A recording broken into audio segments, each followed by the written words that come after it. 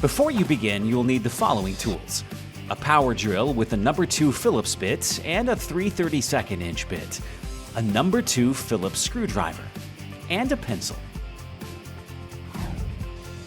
In your box, you'll find the following parts: a frame, soft close slides, a 20-quart waste container, uprights, a handle, number 8 by 3/4 inch truss head screws, M4 machine screws, and washers. Determine the position you would like to install your waste container.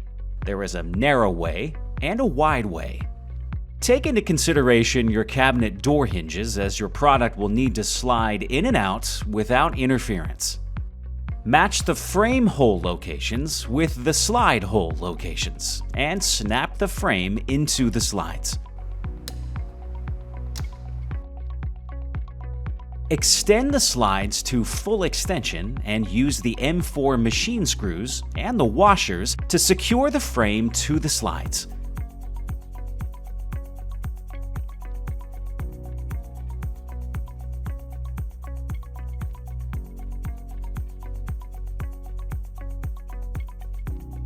Place the frame assembly into the cabinet. Mark 4 hole locations with your pencil.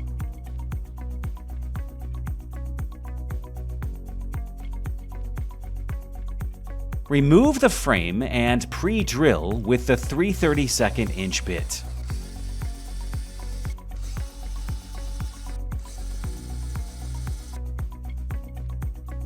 Next, attach the frame to the cabinet floor using the number 8 by 3/4 inch truss head screws. Cycle the unit. Attach the uprights to the frame.